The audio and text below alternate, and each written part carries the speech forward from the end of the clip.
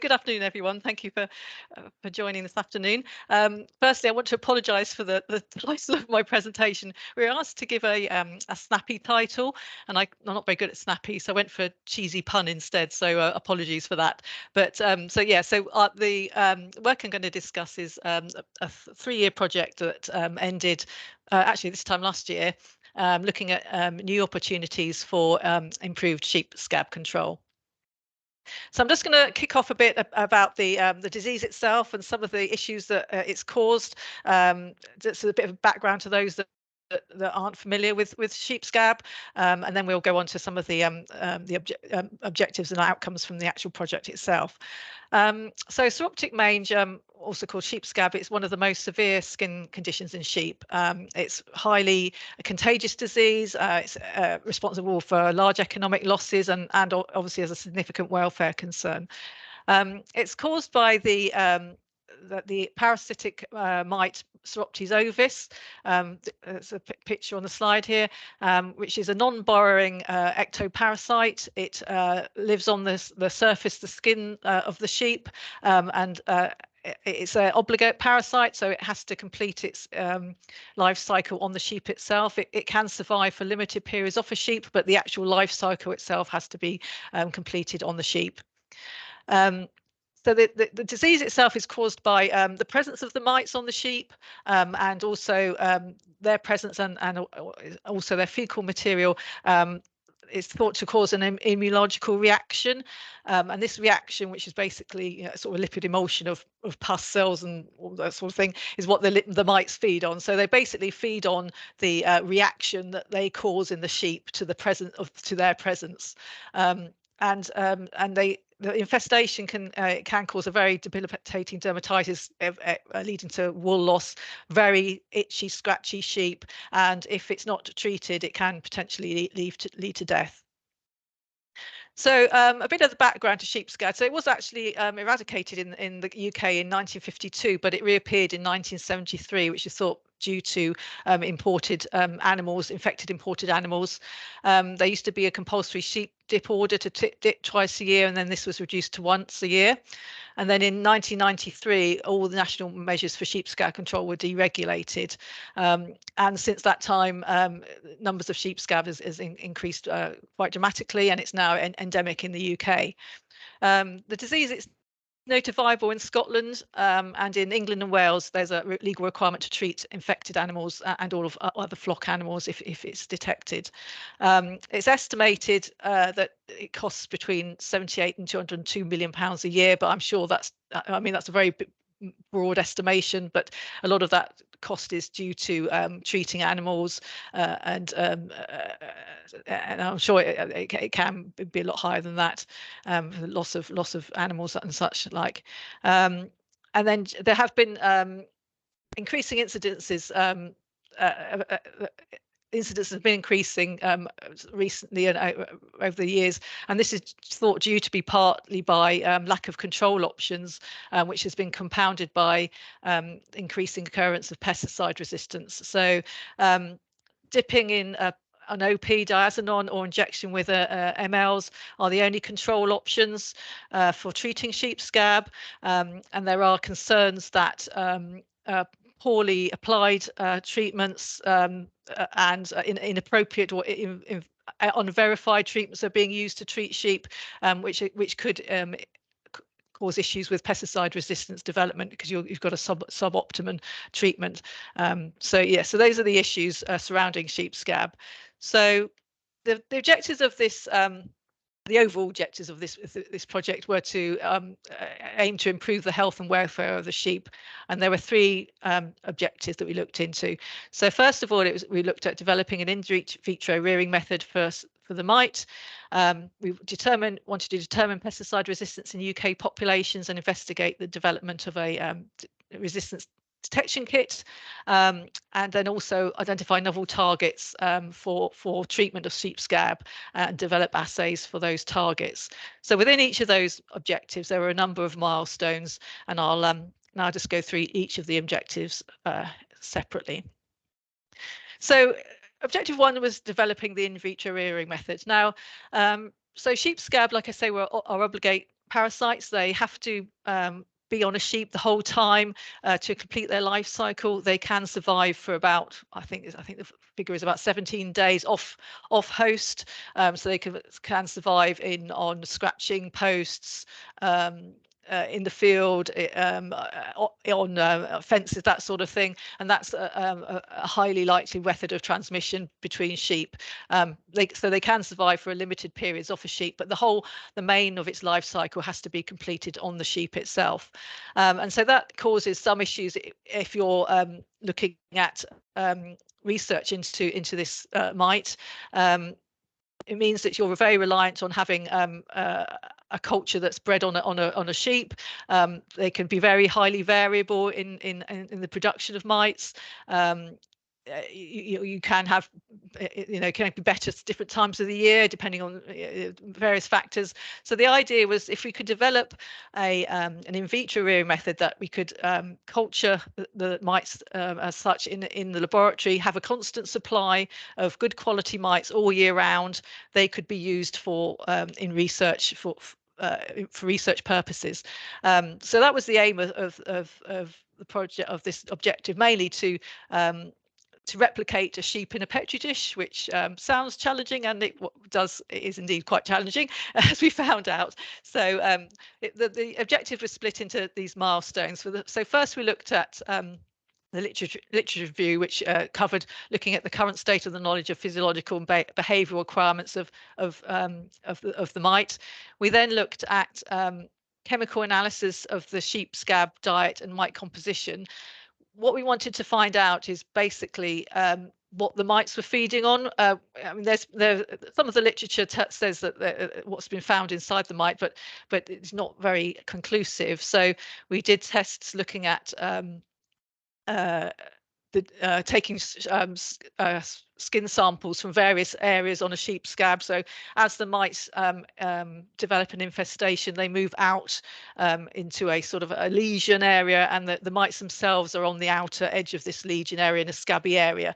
That you don't get mites left in the where they've been, so they move with this leading edge as such. So we wanted to see whether what was in this scab area that was whether that was good for the mites, and what the difference was between that and a non-scab area.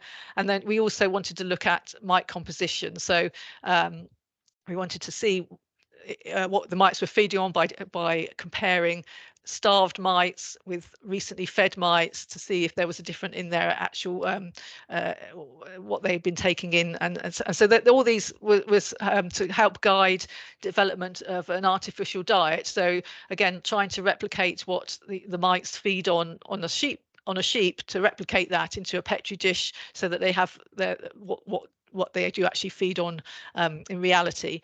And then also to develop a method so that we could say have so many pairs of mites, leave them for so long, and know that after a certain period we're going to have the next generation coming on and continuing. So that was the overall aims of this objective.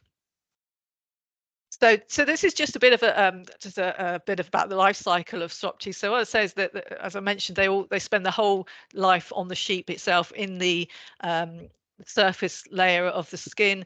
They have their own little microclimate. Mites are very they can't really control their water balance, so they like to be in very hot, humid areas, and a sheep fleece is ideal for that, because you have the nice insulation of the fleece on the skin, which is quite warm from the mite infestation. So those are sort of the ideal conditions, and those are the sort of conditions we needed to replicate in the in vitro method.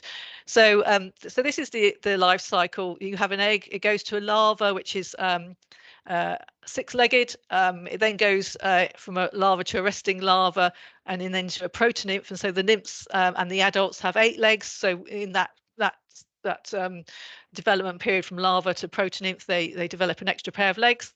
They go from a couple of nymph stages, proto-nymphs and trito-nymphs, and then go back to the adults. So the lines in purple here that you see are parts of the life cycle that in previous research projects we've been involved with, we managed to achieve off host. So we can successfully get the majority of the way around the life cycle. The main hindrance from completing the life cycle is the larva to the proto-nymph stage. So when they go from this 6-legged larva to an 8-legged nymph, it's very difficult to replicate that and to know what it is that they need to encourage that development. So so that was the development, the stage of the development cycle that we concentrated on, because we'd previously just shown that being able to achieve the rest of the life cycle. So that larva to proto-nymph stage was the key factor. So the outcomes from the literature review, it became clear that there's lots of factors that are important in the diet of the mite. So the serum from the sheep is important, as well as exudates from the skin, from the sheep skin itself. It's also implicated that mite feces may be important, because they may have bacteria or enzymes in them that help digestion with some of the diet, and also invertebrates don't produce their own cholesterol, so they have to get it from another source. So the bacteria or enzymes may help with that, and cholesterol is known to aid in molting process. So that was something that we wanted to look at. And like I say, they grow the extra pair of legs, so they need that additional molting stimulus. And also looking at sort of reducing antibiotics in some of the diet sterilants that we've used in the past, because we wanted to, it was unknown whether some of these antibiotics that we used to stop some of bacteria, nasty bacteria growing, actually stop some of the bacteria that were useful for the mites. So that was something we wanted to look into. And also the effect of mite parents, whether they do have any parenting skills. That was the thing. Do they need a parent there? That was something that hadn't been looked at before, but something we wanted to look into a bit further. So that was from the outcome from the literature review.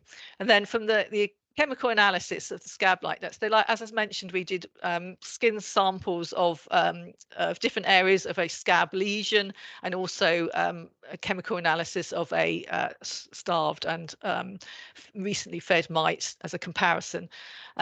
What we found in my kind of in my vision, I would have it would go through the GC, and there'd be one massive peak that would determine between all these different things, and you say, oh yeah, it just needs this compound, and then that'll help it. But in reality, it wasn't quite like that, and we produced a huge amount of data, which was very difficult to interpret, and also it's difficult to know what some of the compounds, what activity or what their purpose was in the mite. I mean, we had and there's also a lack in the lack of information available in the literature, particularly with mites. But we did find that there were some fatty acids and metabolites that were found in skin and mite samples. So similar things that we found in other parasitic mites, for example, varroa mite, which is an ectoparasite of honeybees. We found similar fatty acids in those mites as we did in sheep scab mites, and fatty acids are important sort of building blocks for metabolites. So we thought that they're probably an important part of the diet of the mite. But like I say, there was so much data, and it's difficult to know whether, I mean, there's so many peaks, but we didn't know whether some of the smaller peaks would be important, what amount. So yeah, it was, we've got a lot of data, but it was very difficult to interpret. A couple of nice peaks didn't appear. It was millions of peaks more like. And then from the literature review and from the chemical analysis, we looked at a huge amount of variables, looking at developing an in vitro rearing method. So we looked at various different feeding, lots of amino acids, fatty acids, cholesterol, as I mentioned, having mite feces on there, having parents with them. It was a lot of variables we looked at.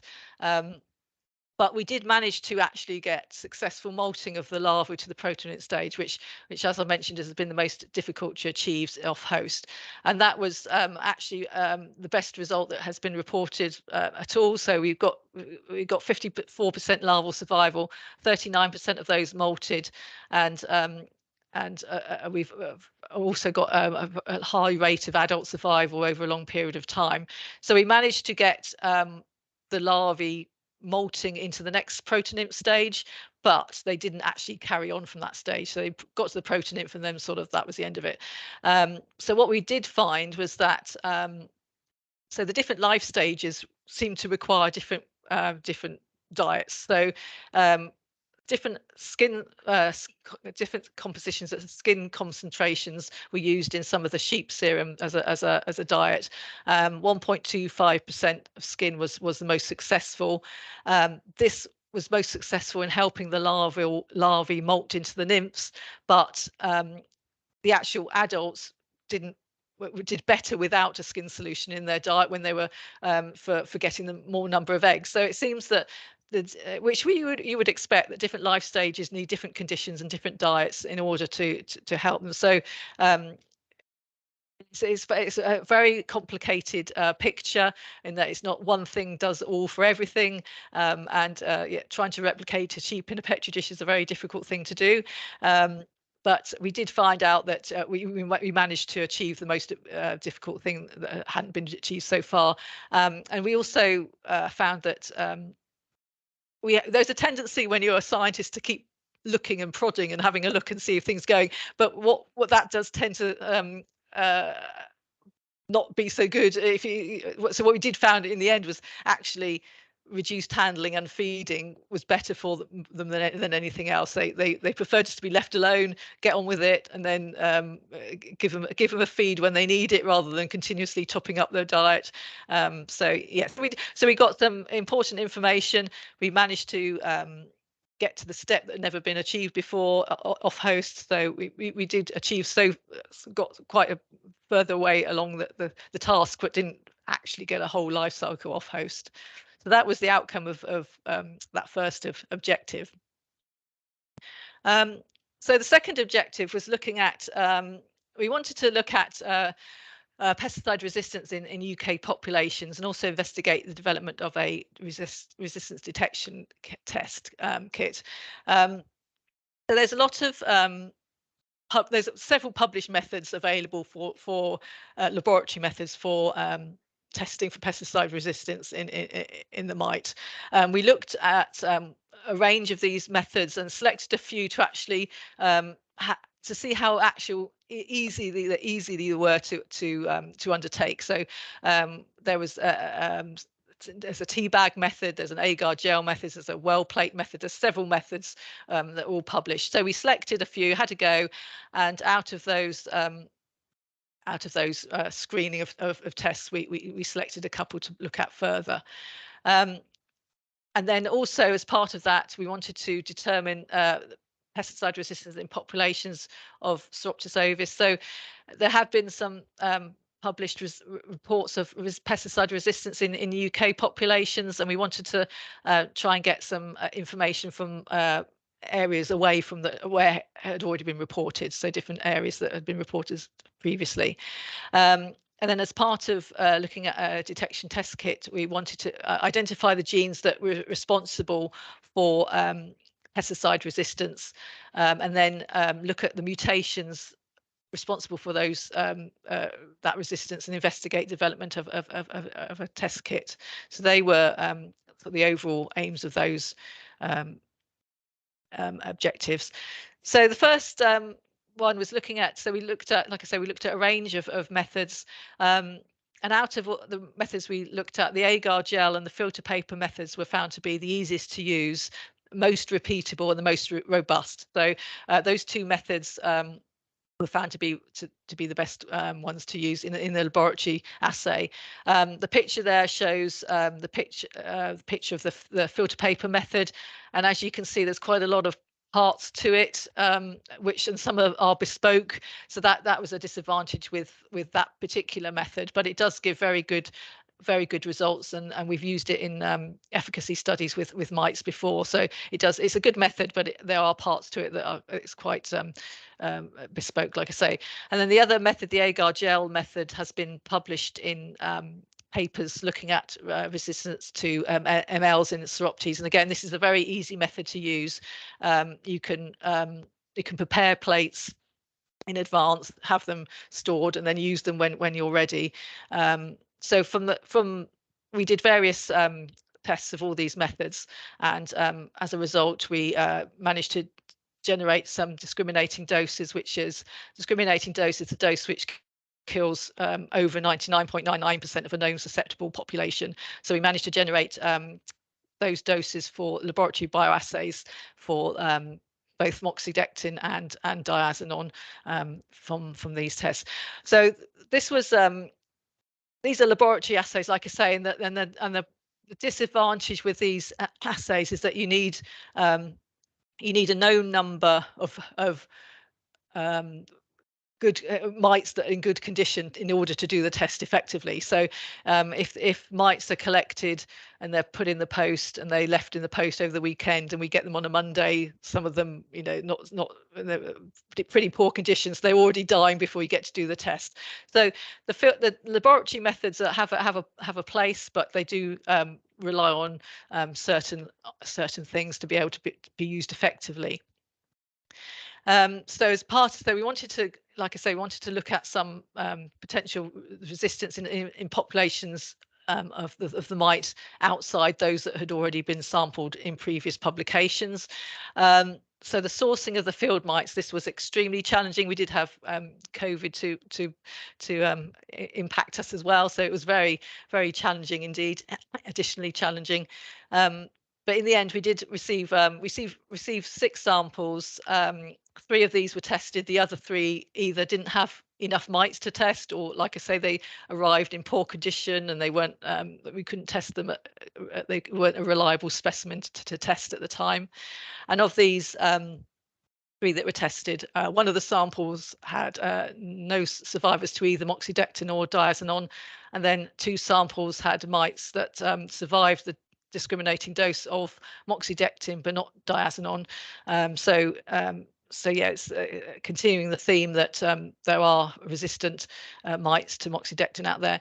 There's been, as far as I'm aware, there have been no resistance reported in diazinon in this country, but there have been in other countries, there have been diazinon resistant mites detected. So it is something to watch out for, and so yeah, it's something to be aware of, that just because it's not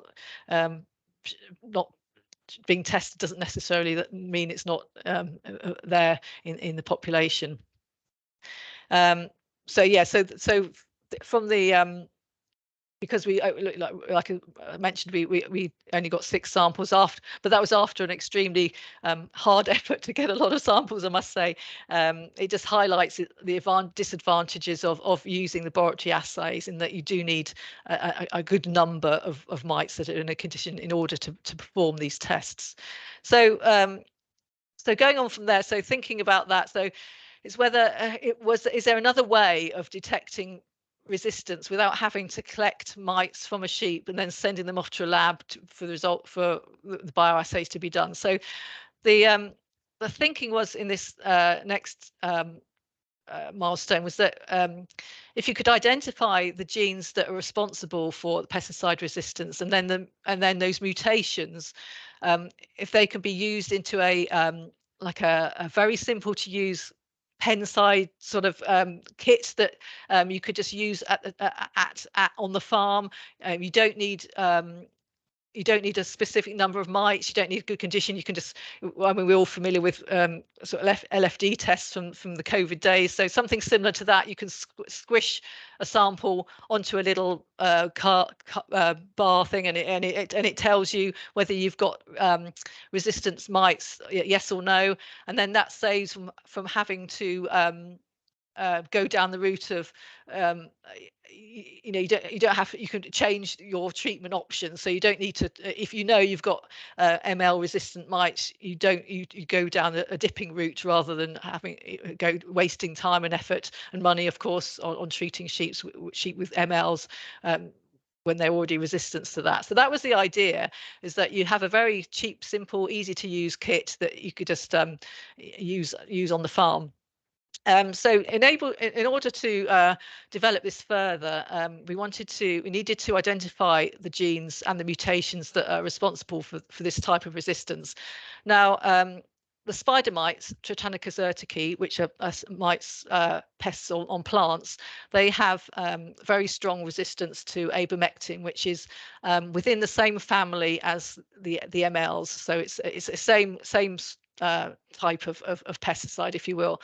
And so the thought was that, well, if we could maybe find the genes and the mutations that are responsible for that resistance in spider mites, whether we can then link that to the genes responsible in the Psoropsis ovis genome.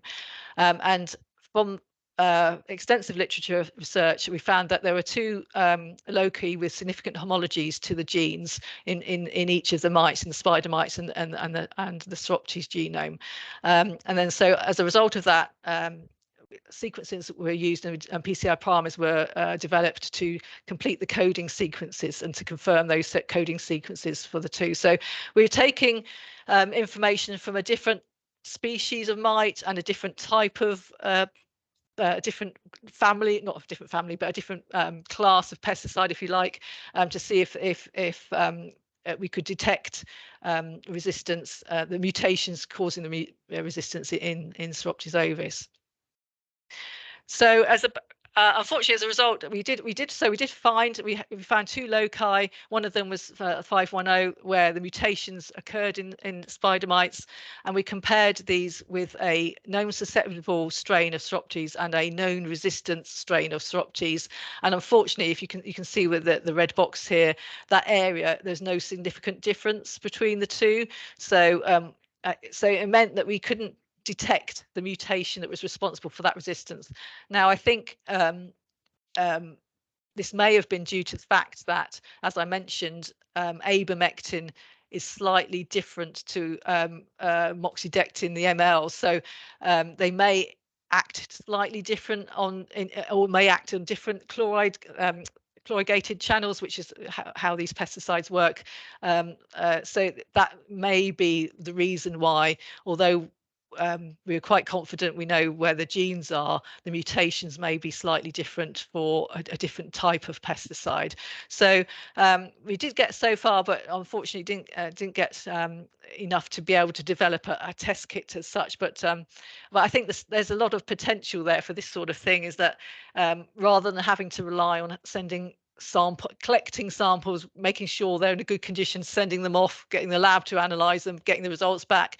If it's something you could do just, at the time, you've got mites, I think there's a huge potential for this kind of development of technology, and it's not something new. Now we it's just a use of the technology for something different.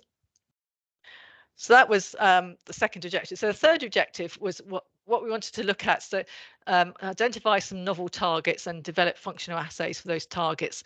So this was looking at alternative target sites for pesticides. A lot of pesticides work on the neurosystem of insects and mites, and that's how they function. They target those sort of the neurological systems, whereas some of the other neuropeptide, some of the other there are some of the other receptors. So GPCR, the G protein coupled receptors,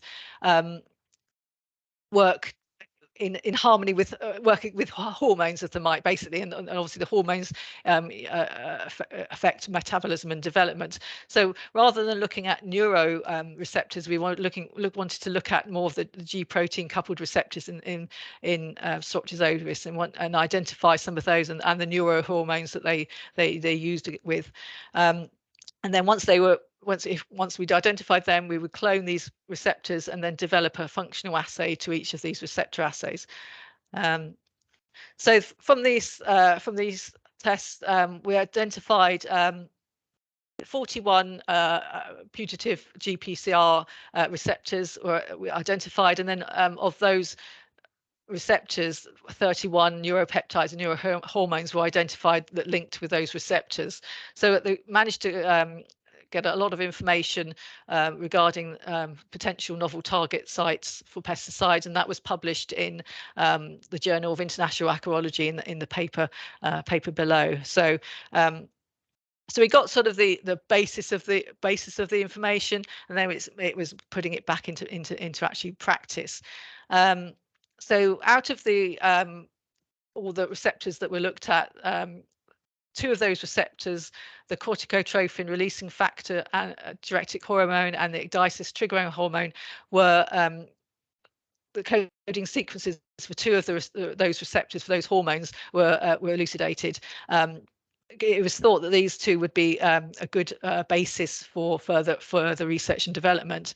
And then once they'd been elucidated, we looked at actually developing the receptor assays to determine efficacy of those structures. So the functional assay was initiated for the ecdysis triggering hormone, but unfortunately failed to complete it.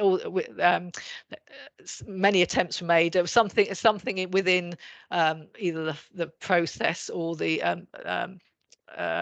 part of there's something that didn't quite work, but so after many attempts that actually failed, and as a result of that, further interrogation would be required. So again, it's something that I think is a very important thing to look at, is not relying on the active ingredients or the family of active ingredients that have been around for centuries, or it's looking at these new target areas, so that you are going to be hopefully increasing efficacy, but reducing the chances of resistance developing by looking at sort of some of these novel target areas. So just a summary of the key outputs from the project. So we managed successful molting of the larval to the protonymph stage, which has been the most difficult to achieve. So that was fantastic progress. We generated the discriminating doses for the oxydectin and diazinon in laboratory assays. Sourcing the field strains of mites was extremely challenging, which, as we mentioned before, there was a lot of other problems associated with that.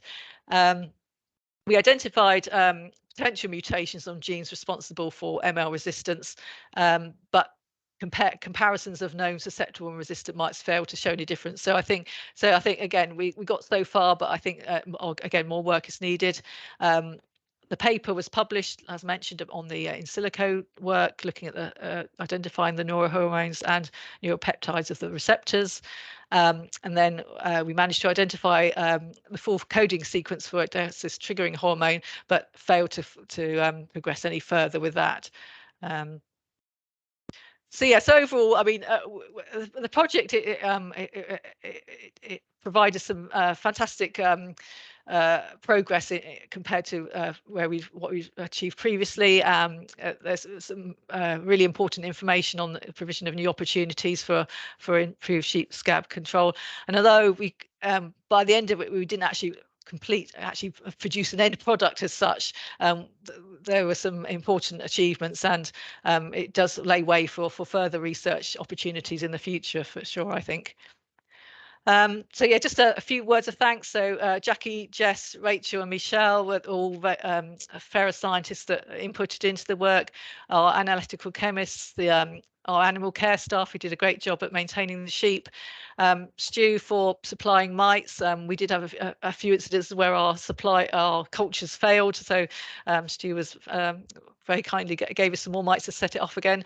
And then there's a long list of people that we that tried were really helpful and really tried to help source some mites for us. So I'd like to thank all of those people listed there. So but it was a real challenge for everyone, I think. So so thank you for that. I hope you found it interesting.